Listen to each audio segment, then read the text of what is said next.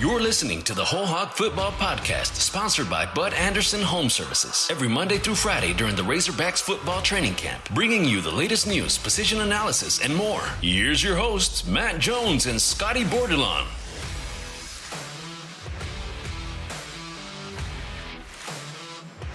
Day 2 of the Razorbacks morning practices is over on Thursday. The Razorbacks will go through one more morning practice on Friday before their second scrimmage of the preseason. Matt Jones joined today by Clay Henry, the publisher of Hogs Illustrated, and Scotty Bordelon of WholeHogSports.com. Scotty just got off the practice field a little bit ago. Also got finished talking with Barry Odom, the only time that I think we'll get the chance to talk to Barry Odom before the season. We'll share some insights from that news conference. But Scotty, let's start with this. One of the things that happened during the scrimmage last week is that, Sam Pittman said that as a whole, his quarterbacks were not particularly sharp during that scrimmage. What have you seen in practice this week since that scrimmage? Have they been more accurate? Yeah, I think there just needs to be more. You got to get more work in terms of quarterbacks hitting guys, precisely, when they're breaking out of their routes. You got to put the ball where it needs to be.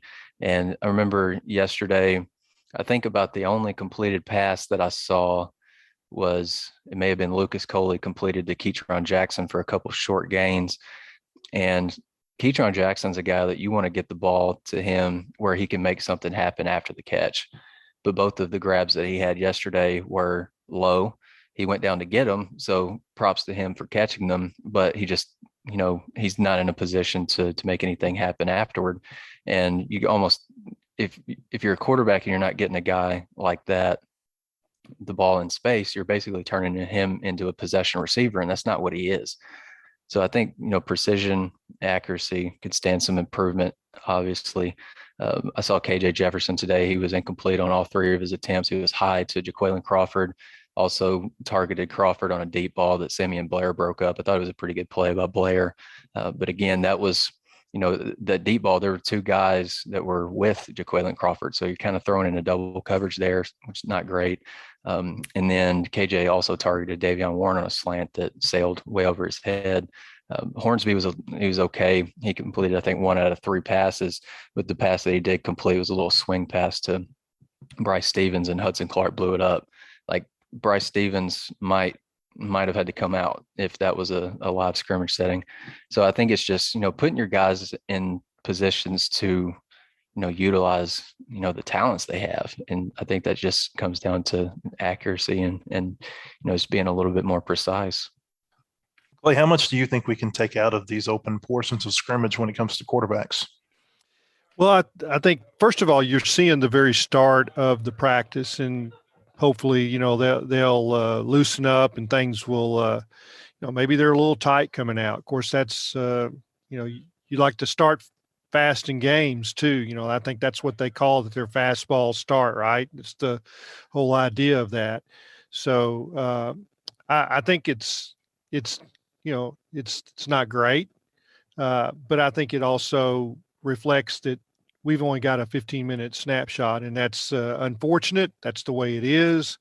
As you mentioned earlier, Matt, Sam said, he'd seen KJ worse. He'd seen him better. He said he just said average.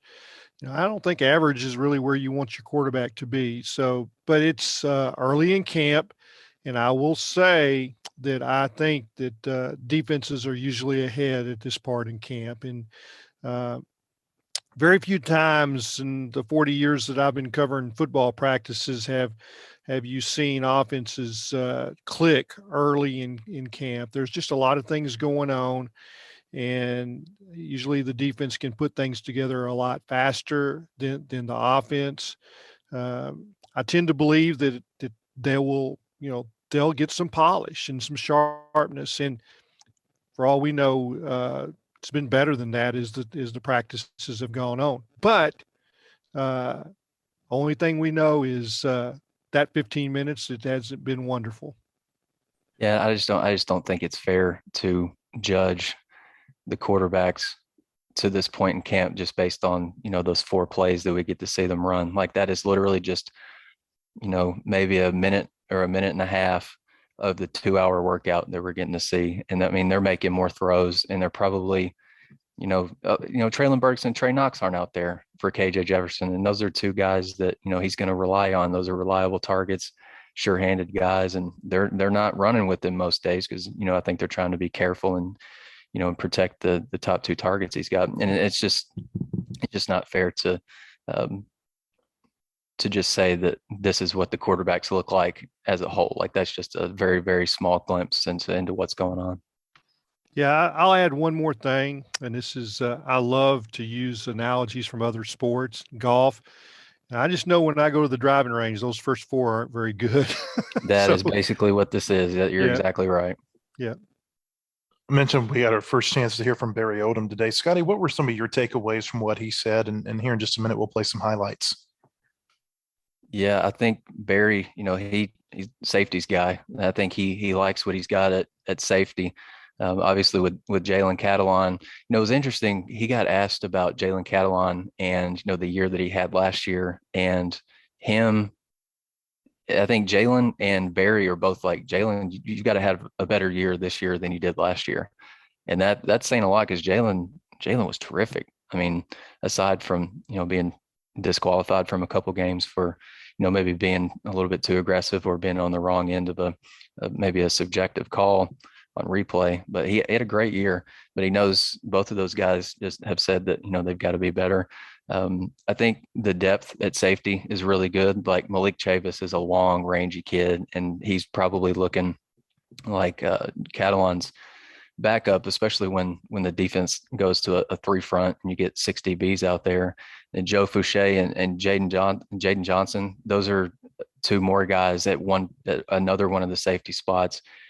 Joe Fouché and Simeon Blair were really, really hyping up Jaden Johnson. I mean, he's 6'3", all 215, 220. Like, he's a presence out there when Fouché can't be there. And Simeon Blair is a guy that he had a really good spring. Haven't really heard just a whole lot of him or from him in camp, but he's running with the first team when they go to a 3-down look, and then he's backing up. I think it's Joe Fouché when they go to a 4-man front. And then Trent Gordon's a guy, I saw him make broke up a pass today. And so they feel really good about rolling, maybe 6, maybe even 7 guys out at safety. So Barry likes his group there. And then there's a lot of talk about the defensive linemen, especially Utsi and Trey Williams, guys that he's coached before. Just to follow up on what Scotty said, Jaden Johnson, when I saw him in the scrimmages last spring, I was just stunned that a freshman could look like that. I mean, he's the only freshman that I can ever remember looking like that at that position, safety, is Steve Atwater. I mean, just looks like a linebacker. In fact, Sam and Barry both have said that they're kind of watching to see,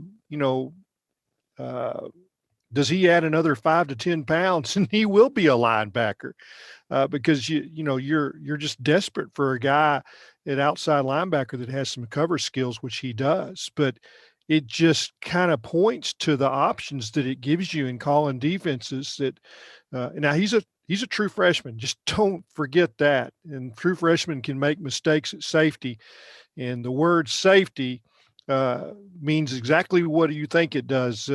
You better be safe back there. And so you kind of carefully bring him along, but it's amazing to see what a physical talent. And I'll say that there's really only one team in this league that consistently puts a guy like that on the field at safety, and it's Alabama. And that's a good sign. And it's also a good sign that, Scotty, I love to see we go on our forums, and every afternoon and evening, you'll have the 3 deep. I could never, this point in the season, remember an Arkansas defense that you could say, well, that's 3 deep. And I wouldn't be scared to play any of those guys that you're putting down there.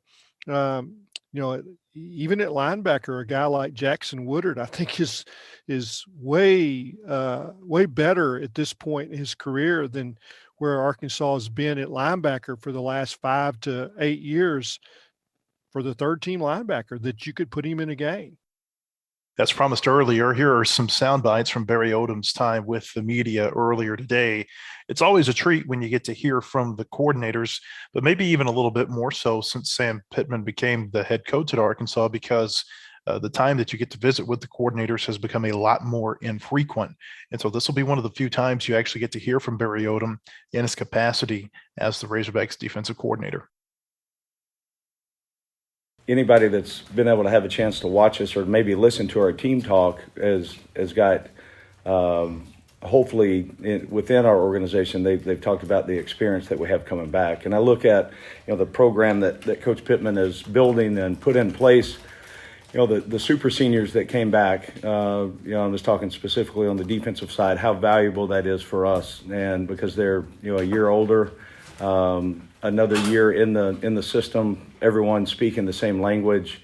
And then, our room got older, and with that experience, I wouldn't trade the experience for anything. And not to confuse last year with, having great success. That I'm not saying that, but those guys are able to go out and we make a call and they remember the checks within that call. It wasn't day one teaching, just like they'd never heard it before. So valuable. And we've able to, throughout the course of, I think today was practice 12, and we've got real competition at a lot of spots. And, we got to get that kind of narrowed down here in the next few days as we get in preparation for Rice. But I'm excited about the leadership that we have, not only in the senior class, but the guys that have now been in the program for a year. Up there in the team periods that we've seen, the fastball starts, you guys have been fast and aggressive on defense. I'm just wondering, has that carried out through the practices? Is that what you're seeing? No, I think, Kendall and the offensive staff, they've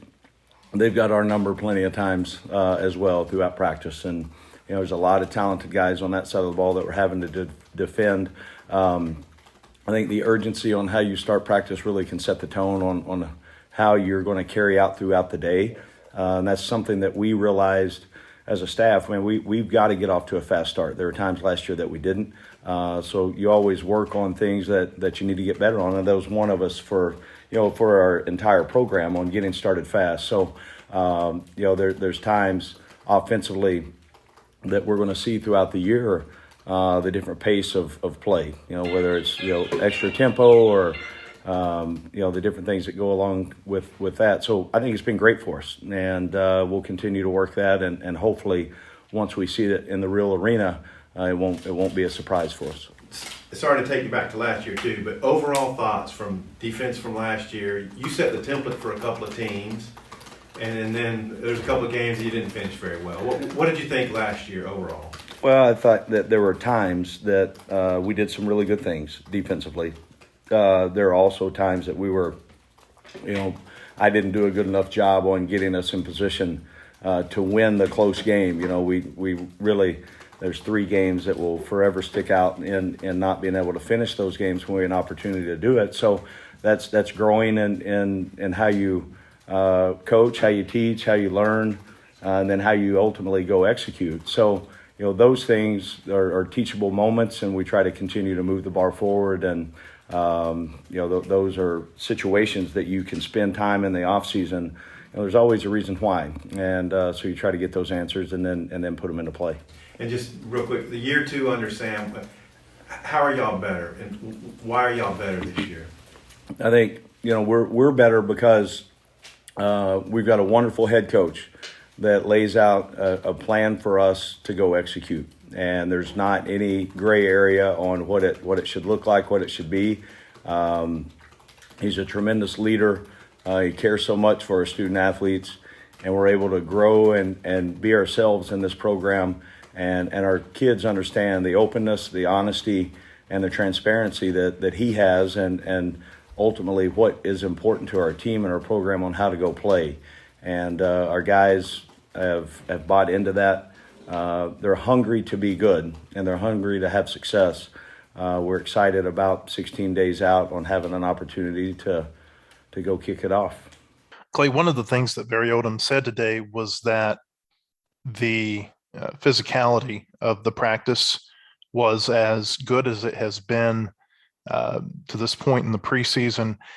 At what point do you think they start scaling back from a physical standpoint and start getting ready for that season opener?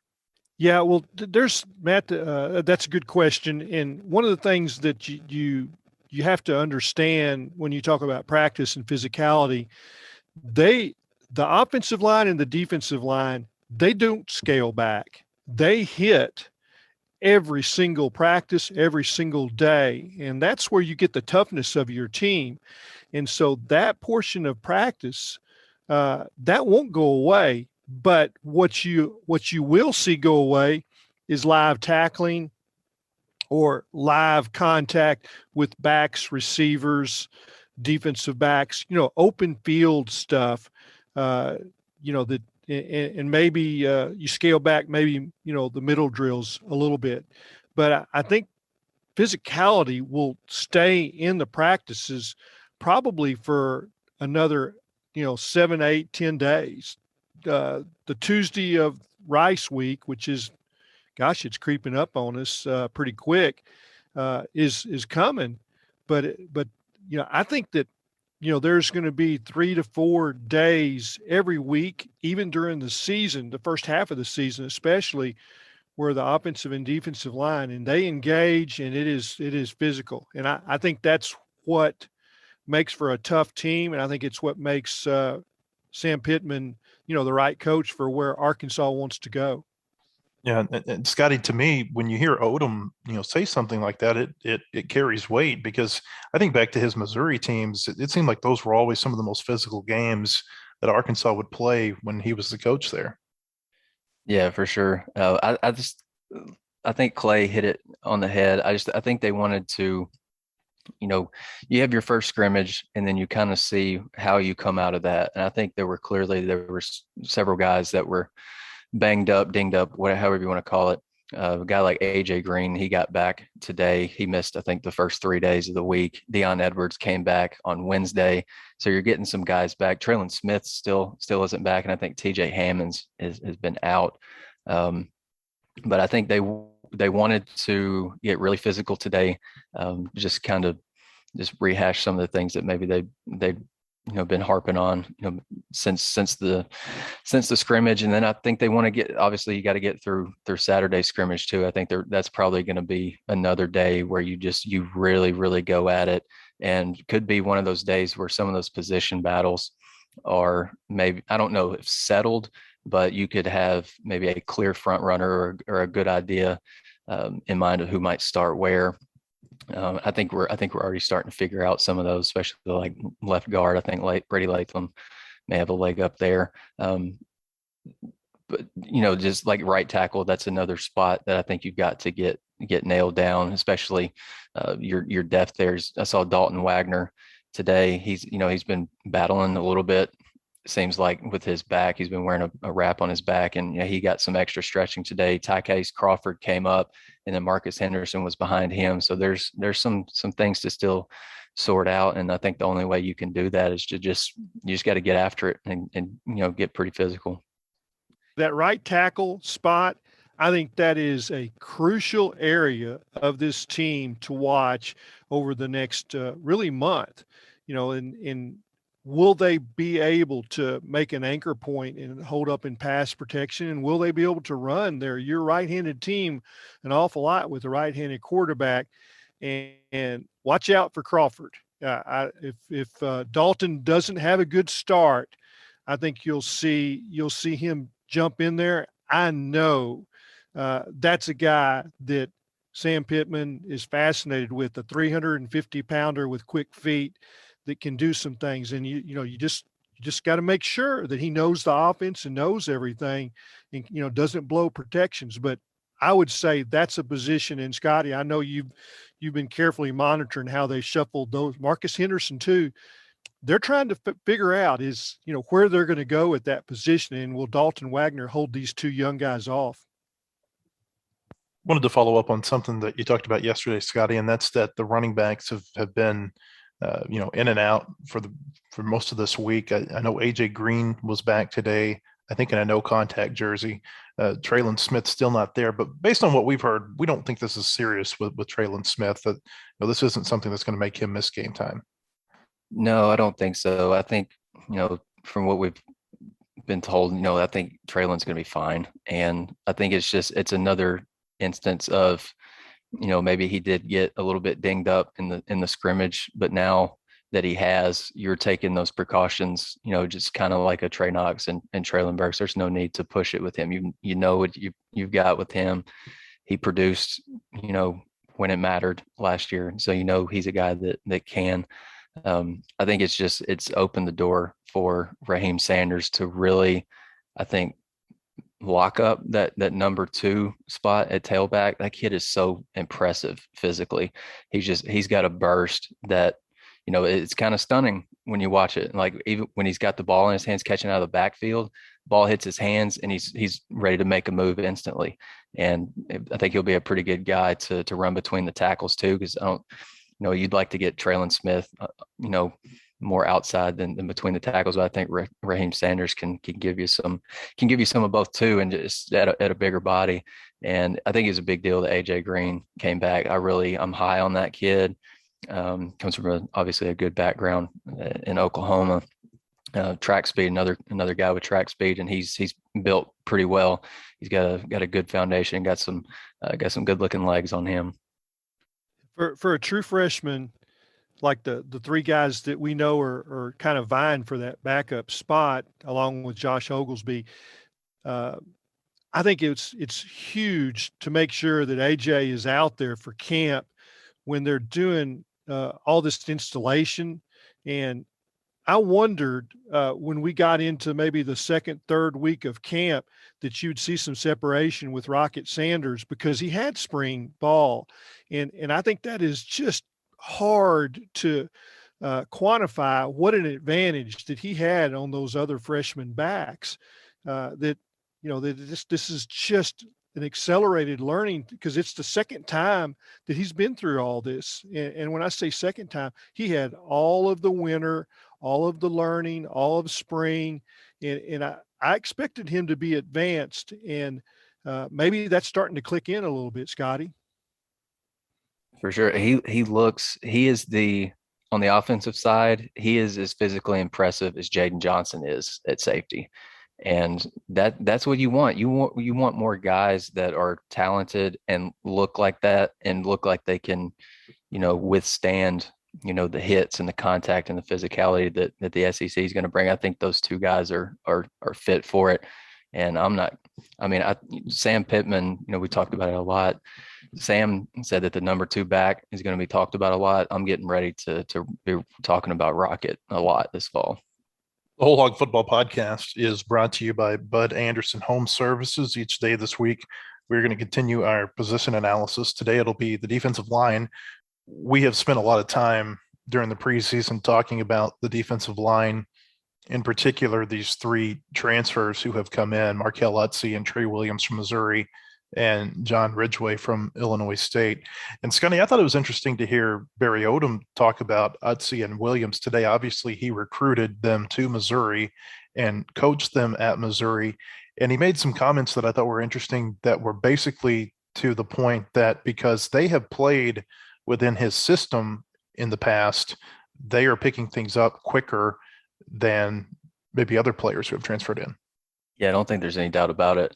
And part of that is, the things that Barry is teaching this defense, and some of these, obviously the rest of the defense, like it's a variation of what he taught at Missouri. And those guys picked up on it really quick, because, first time we saw Arkansas go through some teamwork, all 3 of those transfer guys were running with the third team, and you didn't figure that they were going to stay there very long. But just the fact that, they've got a better than base knowledge of what Barry wants to do with his front, just haven't played with them before. The next time we saw them, they were running with the 2s. And then the next time we saw them, they were running with the 1s, and they basically stuck there ever since. And Trey Williams has been getting a lot of pub in this preseason. He's just a twitchy guy on the edge that, Barry Odom gave him a lot of credit today that, maybe when he was coaching Trey Williams at Missouri, he was a 3rd down specialist edge rusher. And now he's turned himself into a guy who can play on every down. And that's going to bode well for his future, if he continues to play past this year, which all indications are that, he's, due for a pretty good year based on the camp he's having. And Utsy's he's a guy that he's been around a long time. And Barry Odom said that he understands leverage. And that, as we talked about the other day, talking about John Ridgeway a little bit, Utsy understands that. And, he's got a good base, pretty strong. And offensive linemen have called him, pretty violent. So I think Arkansas's got a couple of gems in those former Missouri guys. With those two players you mentioned from Missouri, and then you add in Dorian Gerald, Mateo Soli, Eric Gregory, Zach Williams, Isaiah Nichols. Clay, I think you've got to go back maybe 5, 6, 7 years since I remember a defensive line with as much SEC experience as this group has collectively for the Razorbacks. Yeah, I think you're right, Matt. I think you can go back to some of those years and might have found more quality. Maybe some all SEC guys where you had, somebody like Trey Flowers that you knew what his talent was for a couple of years. But yeah, I think this is correct. One thing that I think we'll really see this year that we didn't last year, and I think if you remember when Sam introduced Barry and said that his reasons for hiring him was that the front was really tough to anchor down when you tried to block them, that they had movement at the snap, they stemmed, they slid. And to do that, you've got to know several techniques all across the front. So sometimes when you're sliding from, say, opposite a tackle to a guard, those 3 linemen or 4 linemen, they have to know all of the techniques in that scheme to be able to stem and move. I think that's where you'll see the big difference. And maybe some people are going to be expecting more blitzing, but they may see more movement up front just after the snap. And that really is perplexing to offensive linemen. And it's probably been that era since, Trey Flowers, Dietrich Wise, since Arkansas's had a really good pass rush. Scotty, Clay, do you think that there's someone on this team that could become a good pass rusher? Yeah, I'll tell you the guy that I expect to lift his game, and it's Dorian Gerald, and then maybe Zach Williams beyond that, because I think of the speed. And then Eric Gregory is a guy that I think can maybe get some pass rush inside. They have really cross-trained him at end and tackle, and I think you use his speed and size and agility, you might see something out of him inside that maybe you didn't see outside. But yeah, I think there'll be more pass rush in this bunch of guys. Yeah, I expect to see Dorian Gerald get into the backfield a little bit more this year. But if I had to pick a guy, it'd probably be Zach Williams too. He's a guy that, Joe Fouché and Simeon Blair today were asked specifically about Zach Williams. And they joked that when Zach first got here, they said that he kind of looked like a safety. But you looked at him this spring and, on days that they're not wearing shoulder pads, their arms really pop. And Zach's weight gain, his strength gain was really, really obvious and evident. It was clear that, he used that time between the last game last year in the spring to really work on his body, but not lose any of his quickness and that quick twitch. So I would put some money down that Zach Williams is going to be a guy that, can really help out at end. And right now he's playing, right behind Trey Williams. So I think that's a pretty solid 1-2 punch on the edge. Yeah, the last thing I would add to all of that, as far as getting more pressure, all of these guys are going to play fewer snaps. They're going to be able to rotate and keep guys fresh. And that's the huge thing. If you remember the fourth quarter against Missouri, the fourth quarter against LSU, I think if they had some fresh dudes, and this what these guys are, dudes, that's a different fourth quarter in both of those games. I think it's something to look forward to this season. And so much of pass rush is predicated too on what you can do in the secondary, and they've got more experience in the secondary too. And I feel like that might help as well. Yeah, there's no doubt. There's no doubt about that. Like Joe Fouché was talking about the defensive line, and I think he's quickly fallen in love with that bunch, because that means he's got, if the pass rush is strong and they get to their mark, that means Joe's only got to cover in the back end for 2.5 seconds maybe. And then, that frees him up to go make plays on the ball. And Barry Odom said that probably nobody on the defensive side of the ball has been making more plays this fall than Joe Fouché. I know we're not talking about secondary guys, but Joe's a guy that you could see make a leap too. But it all does start with those frontline guys. It all works together. Scotty, one more thing that Barry Odom said that I thought was interesting, and it goes back to one of those transfers, Trey Williams, is that he said that he's more of an every down player than he remembers him being at Missouri. Yeah, and like I said earlier, that's just going to make him more valuable. And like I said, like Zach Williams is a guy that I expect a lot out of this year, and so that in turn is going to make Trey probably push harder. Like that. I think it would be fair to say that Trey Williams is probably your top edge rusher right now, but Zach Williams is going to keep applying pressure. But you're right. Like I don't remember the last time that we went through a preseason and there was so much talk about an edge rusher and a guy that could, maybe consistently get into the backfield and cause some real problems.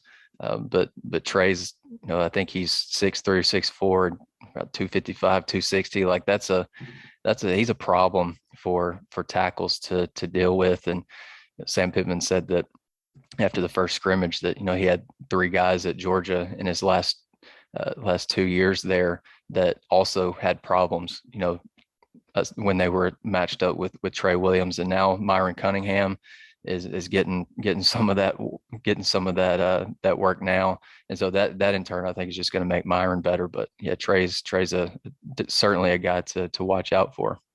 Clay, this will be the last time we talk to you before the scrimmage on Saturday. It's going to be closed to the public and media again.